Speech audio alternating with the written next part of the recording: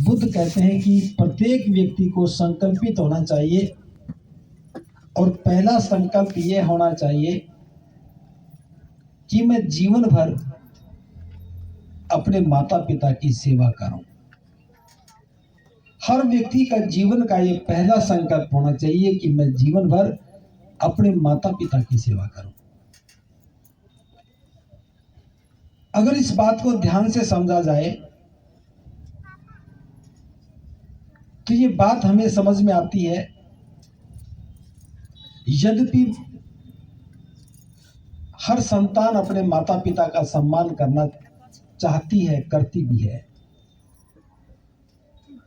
तो भी कई बार स्वाभाविक रूप से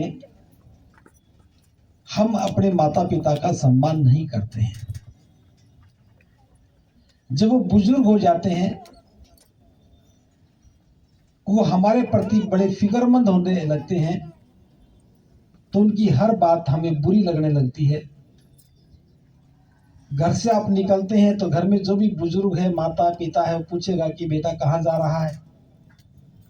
एक बार तो बता देंगे, दोबारा पूछेंगे तो फिर हम नहीं बताएंगे, तीसरी बार पूछेंगे तो हम झुंझलाते हैं।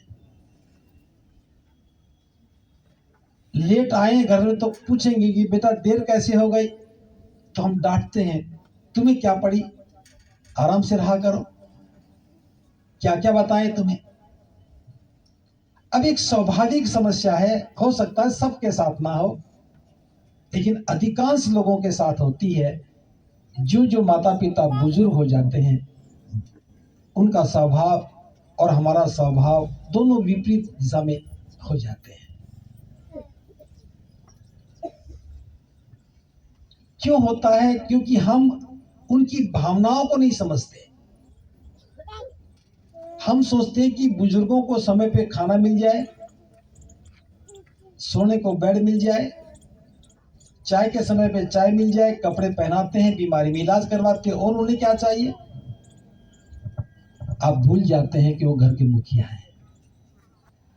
हम भूल जाते हैं कि वो हमारे माता पिता हैं।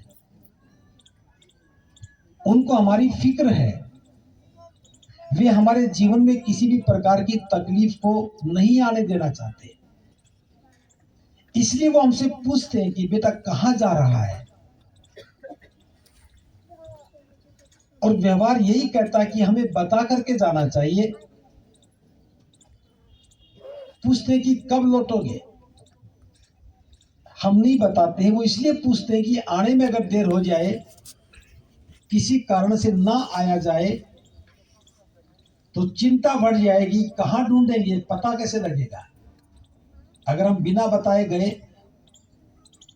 आपकी संतान आपको बिना बताए जाए और घर लौट के ना आए, तो आप कहाँ ढूंढोगे?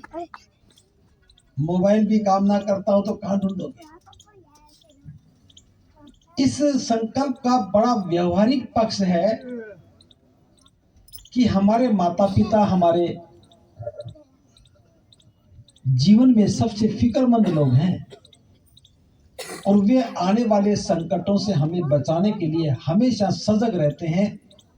घर में होने वाली एक एक गतिविधि को बड़े ध्यान से देखते हैं, बिना मांगे ही सलाह देते हैं, और हमें लगता है कि ये रोका टोकी करते हैं। और ये बात जो मैं आज बता रहा हूं, ये 50 साल की उम्र हुए बिना पता समझ में नहीं आती, और जिनकी उम्र 60 साल है उनको तो पूरी तरह समझ में आएगी। और गलती हम ये भी करते हैं, जिनको समझ में आना चाहिए उनको साथ लेके ही नहीं आते हैं। अब यहाँ सारे एक एज ग्रुप के लोग हैं। महिलाएं तो छोटे बच्चों को मजबूरी में लेके आती हैं, अगर इनकी भी कोई व्यवस्था होती तो ये भी नहाते। युवाओं को हम लेके ही नहीं आ रहे।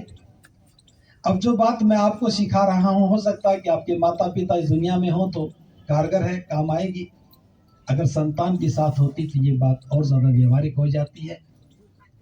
समाज को एक स्वरूप देना है, समाज की एक आकृति निर्मित करनी है, और उसमें जीवन को श्रेष्ठ बनाना है। तो श्रेष्ठ बनाने के कुछ मापदंड हैं, मूल्य हैं, और उन मूल्यों में पहला मूल्य यही है कि हम अपने माता पिता का सम्मान करें, और ये हमारा संकल्प बन जाए। जीवन भर इस संकल्प को पूरा करने का प्रयास करें। माता पिता हमारा अहित नहीं चाहते, उनके पास जीवन का अनुभव है। हम चाहे किसी भी विषय में मास्टर हों, कोई हिस्ट्री का प्रोफेसर है वो इतिहास के बारे में जानता है, कोई केमिस्ट्री का है वो केमिस्ट्री के बारे में जानता है, एडवोकेट है वो कानून के बारे में जानता है, डॉक्टर बीमारियों के बारे में जानता है। लेकिन हमारे जो बुजुर्ग हैं उनके साथ जीवन का अनुभव है, और जीवन के उस अनुभव में जरूरी नहीं कि वो ये जानते हो कि प्लासी का युद्ध कब हुआ, हो सकता है कि वो पानी का सूत्र भी ना बता सकें, लेकिन जीवन के सूत्र वो अच्छी तरह से जानते हैं, क्योंकि उनका जीवन का अनुभव हमसे ज्यादा है।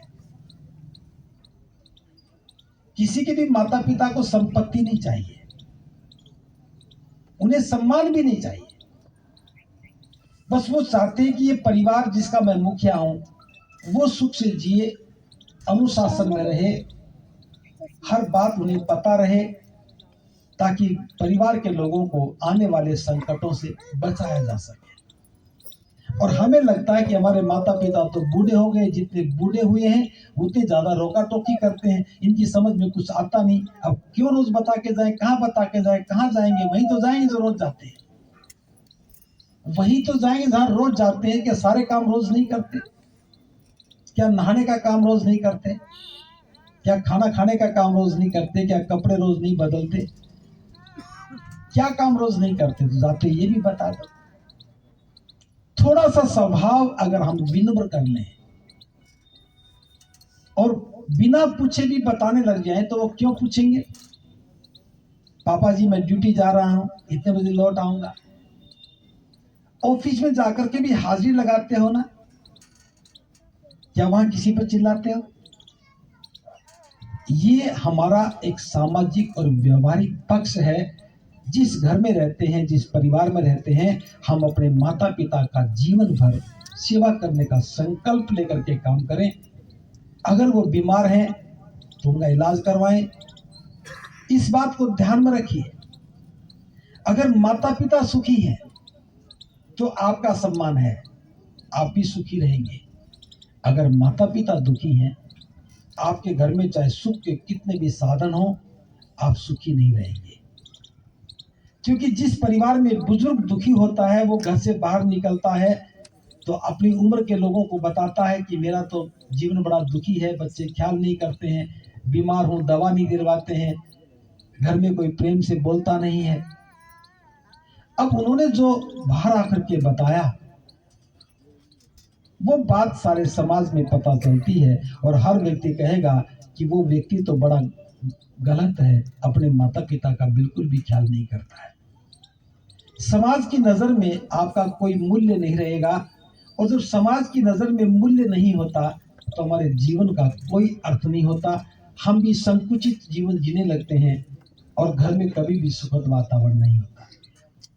इसलिए चाहिए कि प्रत्येक व्यक्ति अपने माता पिता को घर में खुश रखे, उनकी जरूरतों को पूरा करे, सम्मान के साथ उनसे व्यवहार करे, और जब भी कोई घर का महत्वपूर्ण निर्णय लेना हो तो माता पिता की सलाह, उनका परामर्श अवश्य ले। ये जरूरी नहीं कि आप उनकी बात को माने, लेकिन पूछना बहुत जरूरी है।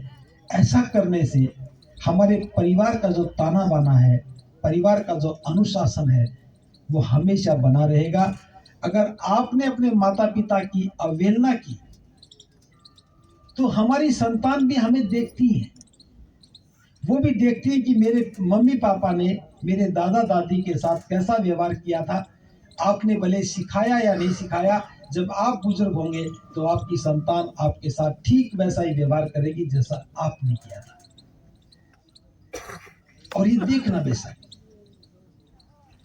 हर व्यक्ति के साथ ये होना है। अब आप चाहते हैं कि आपका बुढ़ापा भी अच्छा बीते, आप चाहते हैं कि बुजुर्ग होने की अवस्था में आप सुखी हों, तो फिर अभी से संकल्पित होकर के इस काम को करने लगे। और ये प्रत्येक बौद्ध परिवार का एक दायित्व है, नैतिक दायित्व है कि वो अपने माता पिता का सम्मान करे, उनकी देखभाल करे, उनसे उचित परामर्श ले।